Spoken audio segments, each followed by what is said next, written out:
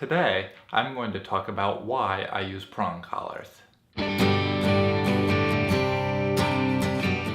So, if you're anything like me, the first time you saw a prong collar, you probably thought it looked like some sort of medieval torture device. The thing is, though, that's pretty much the opposite of what the actual truth is. So here's the thing. When a dog is a puppy, and when they're in their litter, the mother dog will take her mouth and she'll bite down on the puppy's neck to either stop the puppy from doing something she doesn't want, like biting at her, or she'll pick the dog up that way to move the puppy from one location to another, or maybe the puppy's just playing too roughly and she'll calm it down by taking her mouth and putting it over the puppy's neck. And so the thing is, dogs communicate with each other using their teeth sometimes. And so what a prong collar does for you is it basically simulates this. It gives you teeth that you can use with your dog. And so the great thing about prong collars is that you can communicate with your dog in a way that your dog already understands, and that is very natural for them. You don't have to teach your dog what a prong collar means like you would with maybe a slip lead or an e-collar or something like that. When you put it on, the dog already knows what that sensation means when you share pressure with it.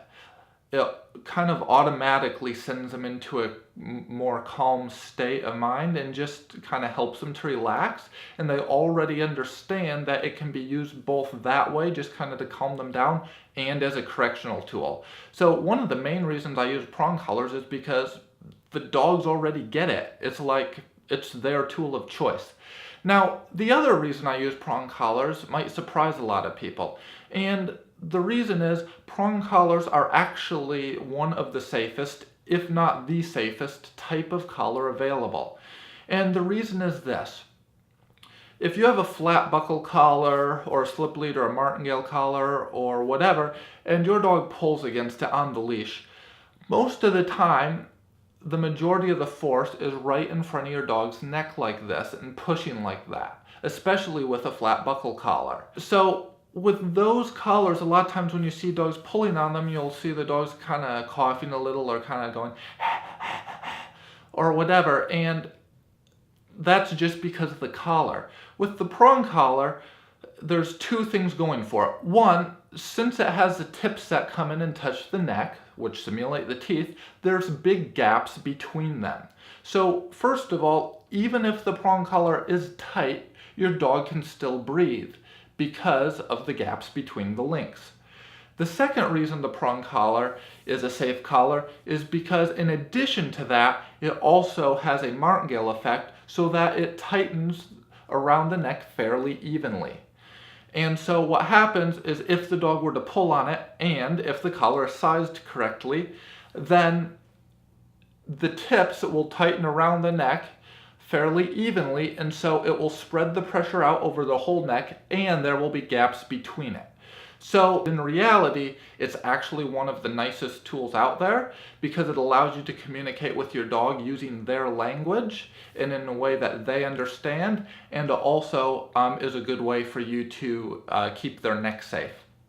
Now, there is one thing I should mention.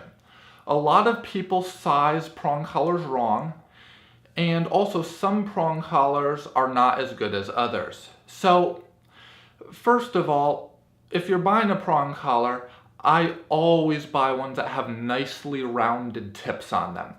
Occasionally, I'll see in a pet store something, there's prong collars where they basically cut the tip off square, and so the 90-degree edges on that can be kind of sharp and rub, and they could irritate the dog's skin. I never use those. I always use ones that have nicely rounded tips that are polished and that won't hurt the dog's skin.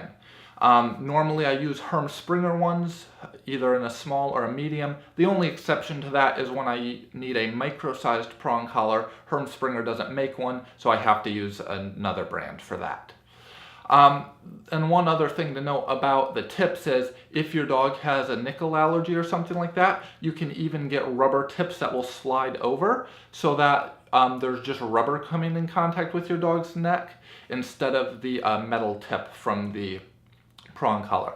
But the other part to that is For the prong collar to work effectively, it has to be sized properly, and many people size them too loosely. If a prong collar is sized properly, the chain on the back, when it's put on your dog's neck, should basically be together. And if you pull on it, it should form a triangle, but the two ends of the collar where the chain runs through should never be able to come together and touch each other.